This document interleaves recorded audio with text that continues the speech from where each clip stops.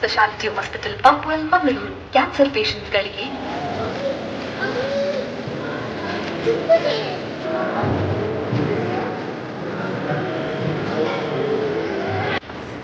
8, 5, 6 download ಮಾಡಿ ಅಥವಾ toll free ನಂಬರ್ಗೆ ಕರೆ ಮಾಡಿ.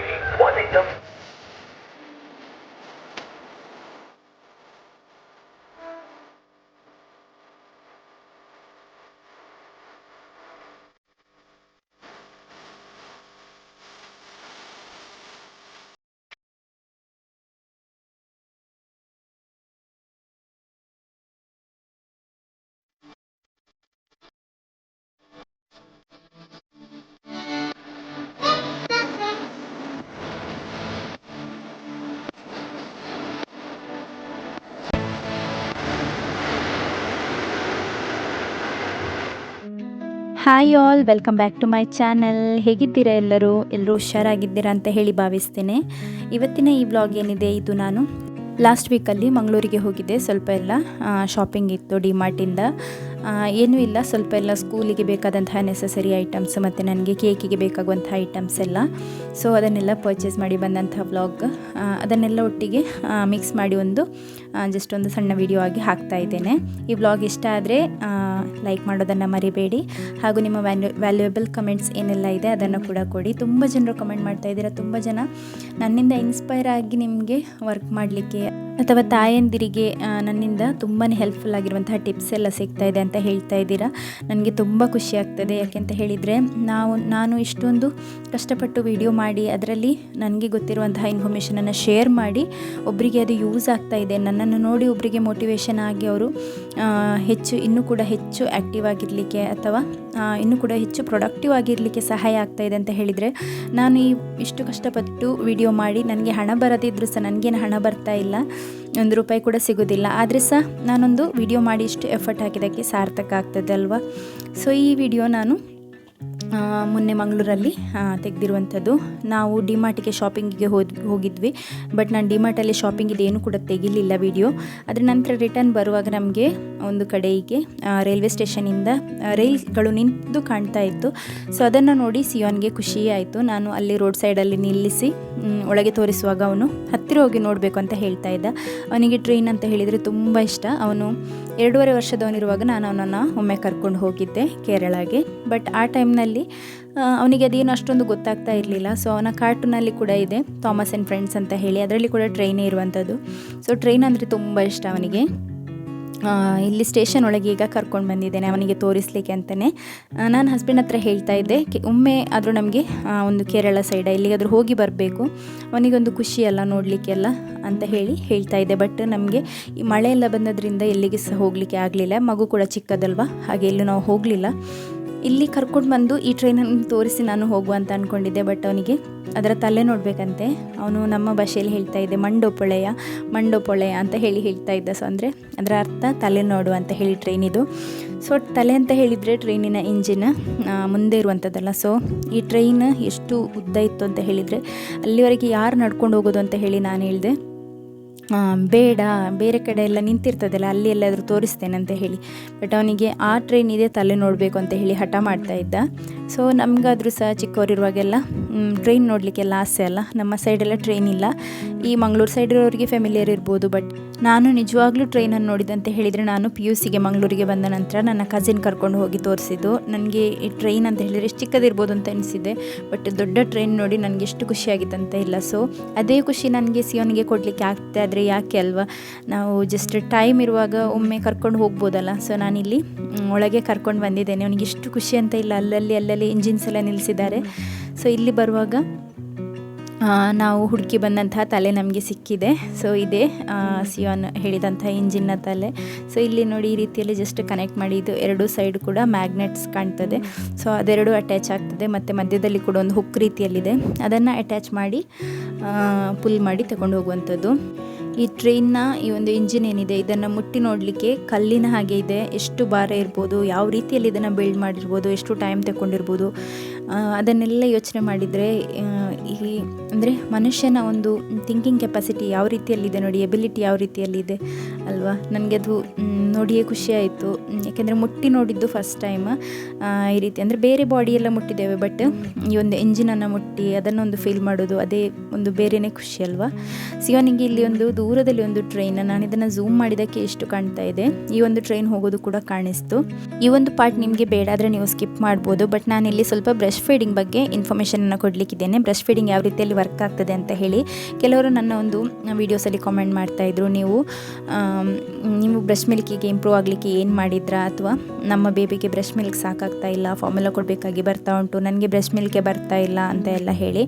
ಅದಕ್ಕಿಂತ ಮುಂಚೆ ನಾನು ಎಲ್ಲ ಎಕ್ಸ್ಪ್ಲೇನ್ ಮಾಡಲಿಕ್ಕಿಂತ ಮುಂಚೆ ನಾನೊಂದು ಸಿಂಪಲ್ ನಮ್ಮ ಬಾಡಿಯ ಮೆಕ್ಯಾನಿಸಮನ್ನು ಫಸ್ಟ್ ಎಕ್ಸ್ಪ್ಲೇನ್ ಮಾಡ್ತೇನೆ. ಅದು ಏನು ಅಂತ ಹೇಳಿದರೆ, ಈಗ ನಿಮಗೆ ಯಾರಾದರೂ ಚ್ಯೂಟಿದ್ರೆ ನಿಮ್ಮ ಸ್ಕಿನ್ನಿಗೆ ಚೂಟ್ತಾರೆ ಅಂತ ಅಂದ್ಕೊಳ್ಳಿ. ಸೊ ಆ ಸ್ಕಿನ್ನಿಗೆ ಚೂಟಿದೆ ಆದರೆ ನಿಮಗೆ ಅದು ನೋವು, ನಿಮಗೆ ಪೇಯ್ನ್ ಫೀಲ್ ಆಗಬೇಕಾದ್ರೆ ಆ ಸ್ಕಿನ್ನಿಂದ ಆ ಇನ್ಫಾರ್ಮೇಷನ್ ನಿಮಗೆ ಚೂಟಿದೆ, ನಿಮಗೆ ಟಚ್ ಆಗಿದೆ ಅಂತ ಹೇಳಿ, ಆ ಸ್ಕಿನ್ ಒಂದು ಸೆನ್ಸ್ ಆರ್ಗನ್ ಅಲ್ವಾ. ಸೊ ಆ ಒಂದು ಜ್ಞಾನೇಂದ್ರಿಯ ಅಂತ ಹೇಳ್ತಾರೆ ಅಲ್ವಾ, ಪಂಚ ಜ್ಞಾನೇಂದ್ರಿಯಗಳು.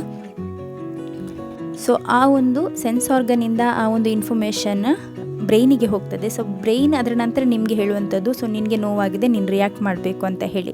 ಸೊ ಆ ರೀತಿಯಲ್ಲಿ ನಮ್ಮ ಬಾಡಿ ಯಾವಾಗಲೂ ವರ್ಕ್ ಆಗುವಂಥದ್ದು. ನಮಗೆ ಇಲ್ಲಿ ಅದರ ಆ ಬ್ರೈನಿನ ಆ ಒಂದು ಕನೆಕ್ಷನ್ ಸರಿಯಾಗಿ ಇಲ್ಲ ಆದರೆ ನಿಮಗೆ ಚ್ಯೂಟಿದ್ರೆ ಅಲ್ಲ, ನಿಮಗೆ ಗಾಯ ಆಗಿ ರಕ್ತ ಬಂದರೆ ಸಹ ಗೊತ್ತಾಗೋದಿಲ್ಲ, ಫೀಲ್ ಆಗೋದಿಲ್ಲ. ಸೊ ಆ ರೀತಿಯಲ್ಲಿ ವರ್ಕ್ ಆಗುವಂಥ ನಮ್ಮ ಬಾಡಿಯಲ್ಲಿ ಈ ಬ್ರೆಸ್ಟ್ ಫೀಡಿಂಗ್ ಕೂಡ ಅದೇ ರೀತಿಯಲ್ಲಿ ವರ್ಕ್ ಆಗ್ತದೆ.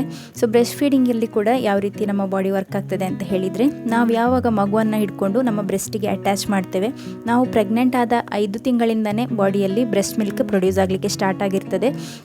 ಅಂದರೆ ನಮ್ಮ ಬಾಡಿ ಪ್ರಿಪೇರ್ ಮಾಡಿರ್ತದೆ, ಈಗ ಮಗು ಬರ್ತದೆ ಅದಕ್ಕೆ ಫೀಡ್ ಮಾಡಲಿಕ್ಕೆ ರೆಡಿ ಇರಬೇಕು ಅಂತ ಎಲ್ಲ ಹೇಳಿ. ಸೊ ಆ ರೀತಿಯಲ್ಲಿ ಬಾಡಿ ವರ್ಕ್ ಆಗೋದ್ರಿಂದ ನಾವು ನೆಕ್ಸ್ಟ್ ಮಗುವನ್ನು ಫೀಡ್ ಮಾಡಲಿಕ್ಕೆ ಅಂತ ಹೇಳಿ ನಮ್ಮ ಒಂದು ಎದೆಗೆ ಅಟ್ಯಾಚ್ ಮಾಡುವಾಗ, ಆ ಒಂದು ನಿಪ್ಪಲ್ಲಿಗೆ ಅಟ್ಯಾಚ್ ಮಾಡುವಾಗ, ಸೊ ಮಗುವಿನ ಸ್ಕಿನ್ ನಮ್ಮ ಸ್ಕಿನ್ನಿಗೆ ಟಚ್ ಆಗುವಾಗ, ಆ ಮಗು ಒಂದು ನಿಪ್ಪಲನ್ನು ಚೀಪುವಾಗ ಉಂಟಲ್ವ, ಆ ಟೈಮ್ನಲ್ಲಿ ನಮ್ಮ ಬಾಡಿಯಿಂದ ಅಂದರೆ ನಮ್ಮ ಒಂದು ಸ್ಕಿನ್ನಿಂದ ಬ್ರೈನಿಗೆ ಕನೆಕ್ಷನ್ ಇದೆ ಅಲ್ವಾ, ಆಗ ಹೇಳಿದ ಹಾಗೆಯೇ. ಸೊ ಅಲ್ಲಿಂದ ಒಂದು ಸಿಗ್ನಲ್ ಹೋಗ್ತದೆ, ಸೊ ಮಗು ಅಟ್ಯಾಚ್ ಆಗಿದೆ, ಹಾಲು ಬೇಕು, ಮಗುವಿಗೆ ಬೇಕಾದಷ್ಟು ಹಾಲು ಪ್ರೊಡ್ಯೂಸ್ ಮಾಡು ಅಂತ ಹೇಳಿ ಬ್ರೈನಿಗೆ ಸಿಗ್ನಲ್ ಹೋಗ್ತದೆ. ಆ ಟೈಮ್ನಲ್ಲಿ ಲವ್ ಹಾರ್ಮೋನ್ ಅಂತ ಹೇಳ್ತಾರೆ, ಆಕ್ಸಿಟೋಸಿನ್ ಅಂತ ಹೇಳಿ. ಸೊ ಬ್ರೈನ್ ಆ ಒಂದು ಆಕ್ಸಿಟೋಸಿನ್ ಹಾರ್ಮೋನನ್ನು ರಿಲೀಸ್ ಮಾಡ್ತದೆ. ಆಗ ತಾಯಿಗೆ ಎದೆ ಹಾಲು ಹೆಚ್ಚಾಗಿ ಮಗುವಿಗೆ ಬೇಕಾದಷ್ಟು ಫೀಡ್ ಮಾಡಲಿಕ್ಕೆ, ಮಗುವಿಗೆ ಹೊಟ್ಟೆ ತುಂಬ ಫೀಡ್ ಮಾಡಲಿಕ್ಕೆ ಬಾಡಿ ಪ್ರೇರಣೆಯನ್ನು ನೀಡ್ತದೆ. ಅದೇ ರೀತಿಯಲ್ಲಿ ಬ್ರೈನ್ ಸಿಗ್ನಲ್ ಕೊಟ್ಟ ಕೂಡಲೇ ಬಾಡಿ ಕೂಡ ಹೆಚ್ಚು ಮಿಲ್ಕ್ ಪ್ರೊಡ್ಯೂಸ್ ಮಾಡ್ತದೆ. ಅದಕ್ಕೋಸ್ಕರ ಹೇಳುವಂಥದ್ದು, ಮಗು ಚೀಪ್ತಾ ಇಲ್ಲಾದರೂ ಕೂಡ ಮಗುವನ್ನು ಆದಷ್ಟು ಬ್ರೆಸ್ಟಿಗೆ ಅಟ್ಯಾಚ್ ಮಾಡಿ ಹಿಡ್ಕೊಳ್ಳಿ. ಮತ್ತು ಕೆಲವು ತಾಯಂದ್ರಿಗೆ ಅಭ್ಯಾಸ ಇದೆ, ಒತ್ತಿ ನೋಡುವಂಥದ್ದು, ಅವರೇ ಪ್ರೆಸ್ ಮಾಡಿ ನೋಡುವಂಥದ್ದು. ಒಮ್ಮೆ ಪ್ರೆಸ್ ಮಾಡುವಾಗ ಹಾಲು ಬರಲಿಲ್ವಾ, ನನಗೆ ಹಾಲಿಲ್ಲ ಅಂತ ಹೇಳಿ ಮಗುವಿಗೆ ಫಾರ್ಮುಲಾ ಕೊಡುವಂಥದ್ದು. ಅದು ಆ ರೀತಿಯಲ್ಲಿ ಮಾಡುವಂಥದ್ದಲ್ಲ. ಮಗು ದಿನದಲ್ಲಿ 6 ರಿಂದ 8 ಸಲ ಯೂರಿನ್ ಪಾಸ್ ಮಾಡ್ತಾ ಇದೆ ಆದರೆ, ಡೈಪರ್ ವೆಟ್ ಮಾಡ್ತಾ ಇದೆ ಆದರೆ ಮಗುವಿಗೆ ಹಾಲು ಸಾಕಾಗಿದೆ ಅಂತ ಹೇಳಿ. ಮತ್ತು ಮಗು ಕೂಗ್ತಾ ಇಲ್ಲ, ಆ್ಯಕ್ಟಿವ್ ಆಗಿದೆ, ವೆಯ್ಟ್ ಗೇನ್ ಕೂಡ ಆಗಿದೆ ಆದರೆ ಮಗುವಿಗೆ ಹಾಲು ಸಾಕಾಗ್ತಾ ಇದೆ, ಮೇಲಿಂದ ಏನು ಕೊಡಬೇಕಂತ ಇಲ್ಲ. ಅದನ್ನು ಬಿಟ್ಟು ನೀವು ಪ್ರೆಸ್ ಮಾಡಿ ನೋಡಿ ಹಾಲಿದೆಯಾ ಹಾಲಿಲ್ಲ ಅಂತ ಹೇಳಿ ಚೆಕ್ ಮಾಡ್ತೀರಾ ಆದರೆ ಅದು ವೇಸ್ಟ್. ಯಾಕೆಂದರೆ ಮಗು ಚೀಪುವಾಗ ಮಾತ್ರ ಮಗುವಿಗೆ ಹಾಲು ಬರುವಂಥದ್ದು. ಕೆಲವೊಮ್ಮೆ ಮಕ್ಕಳು ಏನು ಮಾಡ್ತಾರೆ ಅಂತ ಹೇಳಿದರೆ, ಜಸ್ಟ್ ಕಂಫರ್ಟಿಗೋಸ್ಕರ ಎದೆಗೆ ಅಟ್ಯಾಚ್ ಆಗಿ ಒಂದು 20 ರಿಂದ 30 ನಿಮಿಷ ಅಥವಾ 40 ನಿಮಿಷ ಕೂಡ ಚೀಪ್ತಾನೆ ಸುಮ್ಮನೆ ಬಾಯಲ್ಲಿ ಇಟ್ಕೊಂಡಿರ್ತಾರೆ. ಕೆಲವು ಮಕ್ಕಳು ಚೀಪೋದಿಲ್ಲ, ಕೆಲವು ಮಕ್ಕಳು ಸುಮ್ಮನೆ ಬಾಯಲ್ಲಿ ಇಟ್ಕೊಂಡಿರ್ತಾರೆ. ಯಾಕೆಂತ ಹೇಳಿದರೆ ಅದು ಅವರ ಅಲ್ಟಿಮೇಟ್ ಕಂಫರ್ಟ್, ತಾಯಿಯ ಒಂದು ಫೀಲ್ ಇರೋದ್ರಿಂದ ಸೊ ಅವರು ಆ ರೀತಿಯಲ್ಲಿ ಮಾಡುವಂಥದ್ದು. ಹಾಗಾಗಿ ಯಾರಿಗೆಲ್ಲ ನಿಮಗೆ ಡೌಟ್ ಇದೆ ಬ್ರೆಸ್ಟ್ ಮಿಲ್ಕ್ ಬಗ್ಗೆ, ನೀವು ಆದಷ್ಟು ಮಗುವನ್ನು ಬ್ರೆಸ್ಟಿಗೆ ಅಟ್ಯಾಚ್ ಮಾಡಿ ಹಿಡ್ಕೊಳ್ಳಿ. ಸ್ಕಿನ್ ಟು ಸ್ಕಿನ್ ಟಚ್ ಮಾಡಲಿಕ್ಕೆ ಬಿಡಿ. ತಾಯಿಯನ್ನು ಮಗುವನ್ನು ಸಪ್ರೇಟ್ ಮಾಡಿ ಮಲಗಿಸಬೇಡಿ, ಒಟ್ಟಿಗೆ ಮಲಗಿಸಿ. ಯಾಕೆ ಹಾಲಾಗೋದಿಲ್ಲ, ಹಾಗೆ ಆಗ್ತದೆ. ಮತ್ತು ಗಟ್ಟಿ ತಿನ್ನಬೇಕು, ಫ್ರೂಟ್ಸ್, ವೆಜಿಟೇಬಲ್ಸ್, ಫಿಶ್ ಎಲ್ಲ ತಿನ್ನೋರಾದರೆ ಫಿಶ್ ಎಲ್ಲದೂ ತಿನ್ನಬೇಕು. ಗಟ್ಟಿ ಊಟ ಮಾಡಿ ಗಟ್ಟಿ ನೀರು ಕುಡಿದ್ರೆ ಯಾಕೆ ಹಾಲಾಗೋದಿಲ್ಲ, ಮನುಷ್ಯ ಆದವರಿಗೆ ಆಗಲೇಬೇಕು ಅಲ್ವಾ. ಸೊ ಆ ರೀತಿಯಲ್ಲಿ ನೆಗೆಟಿವ್ ಥಿಂಕಿಂಗ್ ಎಲ್ಲ ಬೇಡ, ಪಾಸಿಟಿವ್ ಥಿಂಕ್ ಮಾಡಿ. ಮೊದಲೆಲ್ಲ ಫಾರ್ಮುಲಾ ಮಿಲ್ಕ್ ಎಲ್ಲಿತ್ತು, ತುಂಬ ವರ್ಷಗಳ ಹಿಂದೆಯಿಂದ ಸಹ, ಅಂದರೆ ಹಳೆ ಕಾಲದಲ್ಲಿ ಯಾರು ಫಾರ್ಮುಲಾ ಕೊಡ್ತಿದ್ರು, ಯಾರು ಸಹ ಕೊಡ್ತಾ ಇರಲಿಲ್ಲ ಅಲ್ಲ. ಹಾಲಿತ್ತು, ಹಾಲು ಆಗ್ತದೆ. ಫಸ್ಟ್ ದಿನವೇ ನಿಮಗೆ ತುಂಬ ಬರಬೇಕಂತ ಇಲ್ಲ. ಕಾಲಕ್ರಮೇಣ ಮುಂದೆ ಹೋಗ್ತಾ ಇದ್ದ ಹಾಗೆಯೇ ಹಾಲು ಪ್ರೊಡ್ಯೂಸ್ ಆಗ್ತದೆ. ಸೊ ಈ ವಿಡಿಯೋದಲ್ಲೇ ನಾನು ಹೇಳಿದ್ದು ಅಂತ ಹೇಳಿದರೆ ನನಗೆ ಸಪ್ರೇಟ್ ವಿಡಿಯೋ ಮಾಡಲಿಕ್ಕೆ ಟೈಮ್ ಆಗೋದಿಲ್ಲ. ಸೊ ಯಾರಿಗಾದರೂ ಯೂಸ್ ಆಗಲಿ ಅಂತ ಹೇಳಿ. ಯಾಕೆಂದರೆ ನೆಕ್ಸ್ಟ್ ಕೆಲವರು ಪ್ರೆಗ್ನೆಂಟ್ ಇರೋರು ನೋಡ್ತಾ ಇರ್ತಾರೆ, ಕೆಲವರು ಡೆಲಿವರಿ ಆದವರು ನೋಡ್ತಾ ಇರ್ತಾರೆ, ಅಥವಾ ಗಂಡಸರು ನೋಡಿದರೂ ಕೂಡ ನೆಕ್ಸ್ಟ್ ಅವರಿಗೆ ಒಂದು ಫ್ಯೂಚರಲ್ಲಿ ಅಥವಾ ಬೇರೆ ಯಾರಿಗಾದರೂ ಗೈಡ್ ಮಾಡಲಿಕ್ಕೆ ಹೆಲ್ಪ್ ಆಗ್ತದೆ. ಸೊ ಡೌಟ್ ಬೇಡ, ನಮಗೆ ಮಗು ಕೊಟ್ಟ ನಂತರ ದೇವರು ಅದಕ್ಕೆ ಫೀಡ್ ಮಾಡುವಷ್ಟು ಹಾಲು ಸಹ ಕೊಟ್ಟಿರ್ತಾರೆ. ಜಸ್ಟ್ ನಮಗೆ ಟ್ರಿಕ್ ಗೊತ್ತಾಗಬೇಕು ಅಷ್ಟೇ. ಸೊ ಅಲ್ಲಿಂದ ನಾವು ಟ್ರೈನೆಲ್ಲ ನೋಡಿ ಆದ ನಂತರ ನೆಕ್ಸ್ಟ್ ಇಲ್ಲಿ ಬೋಟಿಂಗ್ ಒಂದು ಕಡೆ ಇದೆ, ದಕ್ಕೆ ಅಲ್ಲಿಗೆ ಬಂದಿದ್ದೇವೆ. ಇಲ್ಲಿ ಬೋಟ್ಸ್ ಎಲ್ಲ ನೋಡಲಿಕ್ಕೆ ಅಂತ ಹೇಳಿ ಬಂದಿದ್ದು. ಜಸ್ಟ್ ಇಲ್ಲಿ ಬೋಟ್ಸನ್ನೆಲ್ಲ ನೋಡಿ ಆದ ನಂತರ ಸ್ವಲ್ಪ ಮುಂದೆ ಬಂದು ಇಲ್ಲಿ ಫೆರಿ ಬರ್ತದೆ. ಫೆರಿ ಅಂತ ಹೇಳಿದರೆ ಚಿಕ್ಕ ಒಂದು ದೋಣಿ ರೀತಿಯಲ್ಲಿ ಅದರಲ್ಲಿ ಹೋಗಲಿಕ್ಕೆ. ಚಿಕ್ಕದಲ್ಲ, ಸ್ವಲ್ಪ ದೊಡ್ಡದೇ ಇದೆ. ನಾನು ಫಸ್ಟ್ ಟೈಮ್ ಬರ್ತಾ ಇರೋದು, ಹಸ್ಬೆಂಡ್ ಇಲ್ಲಿಗೆ ಬಂದಿದ್ದಾರೆ. ನಮ್ದು ಇದೆಲ್ಲ ಯಾವುದು ಕೂಡ ಪ್ಲ್ಯಾನ್ ಇರಲಿಲ್ಲ. ಡಿಮಾರ್ಟಿಗೆ ಹೋಗಿ ನಾನು ಹೇಳ್ತಾ ಇದ್ದೆ ಹಸ್ಬೆಂಡ್ ಹತ್ರ ಐಡಿಯಲ್ಸಿಗೆ ಒಮ್ಮೆ ಹೋಗಬೇಕಂತ ಹೇಳಿ, ಸ್ಕೂಲ್ ಸ್ಟಾರ್ಟ್ ಆಗಲಿಕ್ಕೆ ಮುಂಚೆ. ಇನ್ನು ಮಧ್ಯೆ ಮಧ್ಯೆ ಎಲ್ಲ ಬರಲಿಕ್ಕೆ ಆಗೋದಿಲ್ಲ ಅಲ್ಲ ಸ್ಕೂಲೆಲ್ಲ ಇರುವಾಗ, ಹಾಗಾಗಿ ಒಮ್ಮೆ ಐಡಿಯಲ್ಸಿಗೆ ಹೋಗಬೇಕು ಅಂತ ಹೇಳ್ತಾ ಇದ್ದೆ. ಅದು ಮಾತ್ರ ನನ್ನ ತಲೆಯಲ್ಲಿದ್ದದ್ದು. ಡಿಮಾರ್ಟಿದ ಶಾಪಿಂಗ್ ಎಲ್ಲ ಆಯಿತು, ನಾನೇನು ಕೂಡ ವಿಡಿಯೋ ಮಾಡಲಿಲ್ಲ. ಯಾಕೆಂತ ಹೇಳಿದರೆ ಮಗುವನ್ನು ಹೀಗೆ ಕ್ಯಾರಿ ಬ್ಯಾಗಲ್ಲಿ ಹಾಕ್ಕೊಂಡು ಶಾಪಿಂಗ್ ಮಾಡೋದು, ಅದರ ಮೇಲೆ ವಿಡಿಯೋ ಮಾಡೋದು ಇದೆಲ್ಲ ಟಯರಿಂಗ್ ಅಂತ ಹೇಳಿ ಅನಿಸ್ತದೆ ನನಗೆ. ಅದಕ್ಕೋಸ್ಕರ ಬೇಡ, ಈ ಒಂದು ದಿನ ಹಾಗೆಯೇ ಬಿಡುವ ಅಂತ ಹೇಳಿ ಅಂದ್ಕೊಂಡೆ. ಬಟ್ ಇಲ್ಲಿಗೆ ಕರ್ಕೊಂಡು ಬಂದ್ರಲ್ಲ ಹಸ್ಬೆಂಡ್, ಆಗ ಈ ಒಂದು ಇಷ್ಟೊಂದು ಒಳ್ಳೆ ಮೆಮೊರೀಸನ್ನು ಹೇಗೆ ಕ್ಯಾಪ್ಚರ್ ಮಾಡದೇ ಇರೋದು ಅಂತ ಹೇಳಿ ಕ್ಯಾಪ್ಚರ್ ಮಾಡಿದ್ದಷ್ಟೇ. ಸೊ ಇಲ್ಲಿ ನಾವು ಈ ಸೈಡಿಂದ ಫೆರಿ ತಗೊಂಡು 20 ರೂಪೀಸ್ ಅಷ್ಟೇ ಟಿಕೆಟ್ ಅಡಲ್ಟ್ಸಿಗೆ 2 ಜನರಿಗೆ. ಸೊ ಇಲ್ಲಿಂದ ನಾವು ಇನ್ನೊಂದು ದಡಕ್ಕೆ ಹೋಗ್ತಾ ಇದ್ದೇವೆ. ಬೆಂಗ್ರೆ ಬ್ಯಾಕ್ ವಾಟರ್ಸ್ ಅಂತ ಹೇಳ್ತಾರೆ ಅಲ್ವಾ, ಅಲ್ಲಿಗೆ ಬಂದಿರುವಂಥದ್ದು.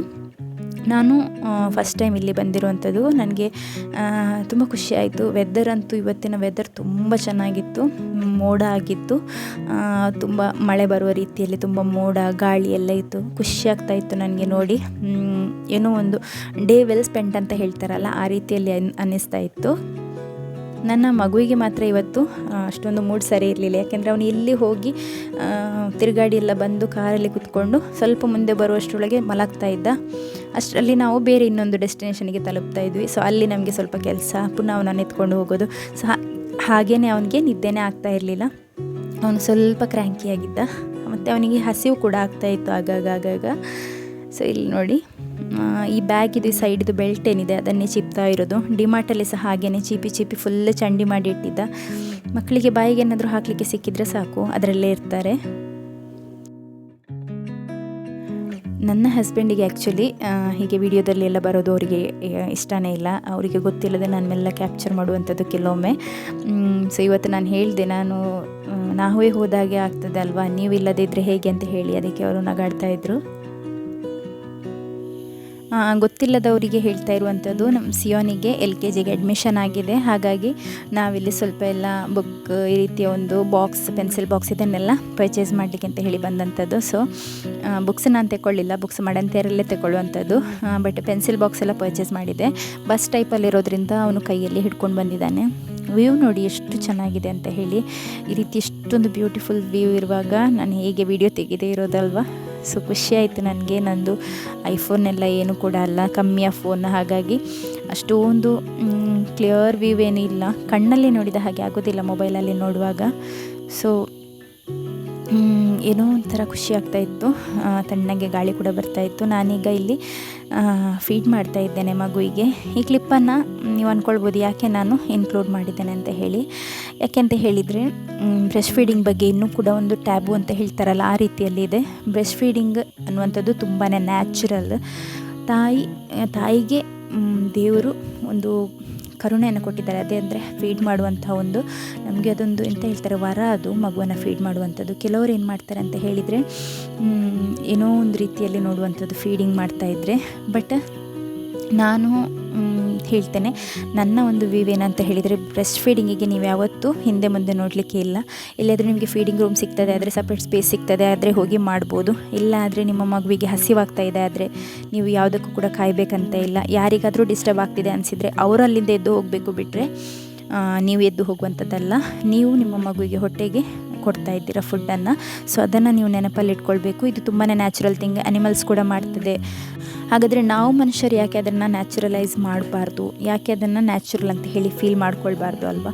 ಸೊ ಜಸ್ಟ್ ಕವರ್ ಮಾಡಿ ಫೀಡ್ ಮಾಡಿ, ಏನೂ ತೊಂದರೆ ಇಲ್ಲ. ಯಾಕೆಂದರೆ ನಿಮ್ಮ ಮಗುವಿಗೆ ಹಸಿವಾಗ್ತಾ ಇದೆ, ನೀವು ಫೀಡ್ ಮಾಡಲೇಬೇಕು. ಸೊ ಅಷ್ಟು ಮಾತ್ರ ನಿಮ್ಮ ತಲೆಯಲ್ಲಿದ್ದರೆ ಆಯಿತು. ಯಾರಿಗೆ ಡಿಸ್ಟರ್ಬ್ ಆಗ್ತಾ ಇದೆ ಆದರೆ, ಯಾರಿಗಾದರೂ ಕಂಫರ್ಟೇಬಲ್ ಇಲ್ಲ ಆದರೆ ಅವರು ಅಲ್ಲಿಂದ ಎದ್ದು ಹೋಗಬೇಕು, ನೀವಲ್ಲ. ಸೊ ನೆಕ್ಸ್ಟ್ ಅಲ್ಲಿಂದ ನಾವು ಐಡಿಯಲ್ಸಿಗೆ ಬಂದಿದ್ದೇವೆ. ಈ ನಾನು ಶೇರ್ ಮಾಡಿದ್ದೇನಿದ್ದು ನನ್ನ ಒಂದು ಥಾಟ್ ಅಷ್ಟೇ. ಸೊ ಇದು ನೀವು ಯಾರಾದರೂ ರಿಲೇಟ್ ಮಾಡ್ತೀರಾ ಆದರೆ ನನಗೆ ಕಾಮೆಂಟ್ ಮಾಡೋದನ್ನು ಮರಿಬೇಡಿ. ನನ್ನ ರೀತಿ ಥಿಂಕ್ ಮಾಡೋರು ಯಾರಾದರೂ ಇದ್ದಾರೆ ಆದರೆ.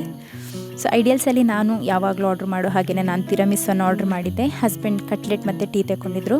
ಮತ್ತು ಸಿಯಾನ್ ಪಿಜ್ಜಾ ತಗೊಂಡಿದ್ದ. ಅವನಿಗೆ ಆ್ಯಕ್ಚುಲಿ ಅಲ್ಲಿ ಪಿಜ್ಜಾ ನೋಡಿ ಅವನಿಗೆ ಐಸ್ ಕ್ರೀಮ್ ಅಂತ ಹೇಳಿ ಗೊತ್ತಿರಲಿಲ್ಲ. ಅವನು ರಿಯಲ್ ಮೈದಾದು ಪಿಜ್ಜಾ ಇರ್ತದಲ್ವ, ಸೊ ಅದು ಅಂತ ಹೇಳಿ ತಗೊಂಡ. ಬಟ್ ಅವನಿಗೆ ತಿನ್ನಲಿಕ್ಕೆ ಆಗಲಿಲ್ಲ. ಮತ್ತು ವ್ಲಾಗ್ ಪ್ಲ್ಯಾನ್ ಮಾಡೋದೇ ಇದ್ದದ್ರಿಂದ ನಾನು ಜಸ್ಟ್ ಕ್ಲಿಪ್ಪಿಂಗ್ಸ್ ಮಾತ್ರ ಇದೆ ನನ್ನ ಹತ್ರ, ಅದನ್ನೇ ಶೇರ್ ಮಾಡ್ತಾ ಇದ್ದೇನೆ.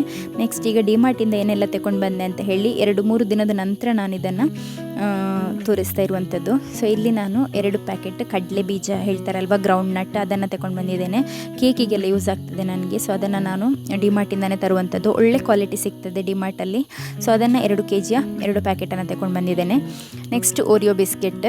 ಈ ರೀತಿಯ ಬಿಸ್ಕೆಟ್ಸ್ ನಾನು ಹೆಚ್ಚಾಗಿ ಕೊಡೋದಿಲ್ಲ, ಬಟ್ ಅಪರೂಪಕ್ಕೆ ಪರವಾಗಿಲ್ಲ ಅಲ್ಲ, ಮಕ್ಕಳೆಲ್ಲ ಟಿ ವಿ ಎಲ್ಲ ನೋಡಿ ಆಸೆ ಆಗ್ತದೆ. ಸೊ ಅದಕ್ಕೋಸ್ಕರ. ನೆಕ್ಸ್ಟ್ ಇಲ್ಲಿ ಮಾರಿ ಬಿಸ್ಕೆಟ್, ಇದು ಕೂಡ ದೊಡ್ಡ ಪ್ಯಾಕೆಟ್ ಫ್ಯಾಮಿಲಿ ಪ್ಯಾಕ್ ಸಿಗ್ತದಲ್ಲ, ಅದನ್ನು ತಗೊಂಡು ಬಂದಿದ್ದೆ. ಅದರಲ್ಲಿ ಈಗ ಆಲ್ರೆಡಿ 3-4 ದಿನ ಆಗಿದೆ ಈಗ. ಸೊ ಹಾಗಾಗಿ ನಾನಿಲ್ಲಿ 1 ಪ್ಯಾಕೆಟನ್ನು ಅದರಿಂದ ತೆಗೆದಿದ್ದು ಅದು ಓಪನ್ ಆಗಿ ಕಾಣ್ತಾ ಇರುವಂಥದ್ದು. ನೆಕ್ಸ್ಟ್ ಇಲ್ಲಿ 3 ಬ್ರಷ್ನ ಸೆಟ್, ಇದು ಸಿಯಾನ್ಗೆ ಅಂತ ಹೇಳಿ ತಗೊಂಡು ಬಂದಿರುವಂಥದ್ದು. ನೆಕ್ಸ್ಟ್ ಅವನಿಗೆ ಇಲ್ಲಿ ಸನ್ಗ್ಲಾಸಸ್ ಕಾಣಿಸಿತ್ತು ಅಲ್ಲಿ ಬರುವಾಗ. ಸೊ ಅದನ್ನು ಬೇಕು ಅಂತ ಹೇಳಿದೆ, ಅದನ್ನು ಕೂಡ ತಗೊಂಡಿದ್ವಿ. ಸೀಸರ್ಸ್ 2 ತಗೊಂಡಿದ್ವಿ. ಒಂದು ಹಸ್ಬೆಂಡ್ ಆಫೀಸಿಗೆ ಬೇಕು ಅಂತ ಹೇಳಿ ಅವ್ರು ತಗೊಂಡ್ರು, ಒಂದು ನಾನು ತಗೊಂಡು ಬಂದಿದ್ದೇನೆ.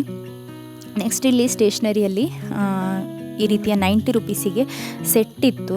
ಇದರಲ್ಲಿ ಪೆನ್ಸಿಲ್ ಇದೆ, ಇರೇಸರ್ ಇದೆ, ಮತ್ತು ಶಾರ್ಪ್ನರ್, ಮತ್ತು ವ್ಯಾಕ್ಸ್ ಕ್ರಯಾನ್ಸ್ ಇರ್ತದಲ್ಲ ಅದು, ಮತ್ತು ಇರೇಸರ್ದೇ ಬೇರೆ ಬೇರೆ ರೀತಿಯ ಸೆಟ್ಟೆಲ್ಲ ಇತ್ತು. ಸೊ ಒಂದನ್ನು ಪರ್ಚೇಸ್ ಮಾಡಿದೆ. ಯಾಕೆಂತ ಹೇಳಿದರೆ ಪೆನ್ಸಿಲ್ ಹೇಗಿದ್ರು ಒಂದು ಬಾಕ್ಸ್ ಪರ್ಚೇಸ್ ಮಾಡಲೇಬೇಕು. ವ್ಯಾಕ್ಸ್ ಕ್ರಯಾನ್ಸ್ ಕೂಡ ಕೊಟ್ಟಿದ್ದರು. ಸೊ ಇದೆಲ್ಲ ಒಟ್ಟಿಗೆ ಸಿಕ್ಕಿದರೆ ಕಾಂಬೋ ಒಳ್ಳೆಯದಲ್ಲ ಅಂತ ಹೇಳಿ ಅದನ್ನು ತಗೊಂಡೆ, 1 ಪ್ಯಾಕೆಟ್. ನೆಕ್ಸ್ಟ್ ಬಾಕ್ಸ್ ಆಗ ತೋರಿಸಿದೆ ಅಲ್ಲ, ಸೊ ಅದೇ ಈ ರೀತಿ ಬಸ್ ರೀತಿಯಲ್ಲಿದೆ, ಬಟ್ ವೀಲ್ಸ್ ಇಲ್ಲ. ಅವನಿಗೆ ಖುಷಿ ಆಯಿತು. ಇದು ಮೆಟಲ್, ಇದು ಪ್ಲಾಸ್ಟಿಕ್ ಅಲ್ಲ. ಅದರಲ್ಲಿ ಈ ರೀತಿಯಲ್ಲಿ ಹಿಂದೆ ವೈಟ್ ಬೋರ್ಡ್, ಅದರ ಜೊತೆಗೆ ಮಾರ್ಕರ್ ಕೊಟ್ಟಿದ್ದಾರೆ, ಮತ್ತು ಇರೇಸರ್ ಕೂಡ ಇದೆ ಅದರಲ್ಲೇ. ಸೊ ಚೆನ್ನಾಗಿದೆ. ಮಕ್ಕಳಿಗೆ ಎಷ್ಟು ದಿನಕ್ಕೆ ಅಲ್ವಾ, ಅವರಿಗೊಂದು ಖುಷಿ ಆದರೆ ಆಯಿತು ಸ್ಕೂಲಿಗೆ ಹೋಗೋದು ಅಂತ ಹೇಳಿ. ಸೊ ಅದನ್ನು ಕೂಡ ತಗೊಂಡಿದ್ವಿ. 139 ಏನೋ ಅಷ್ಟೇ ಅದಕ್ಕೆ.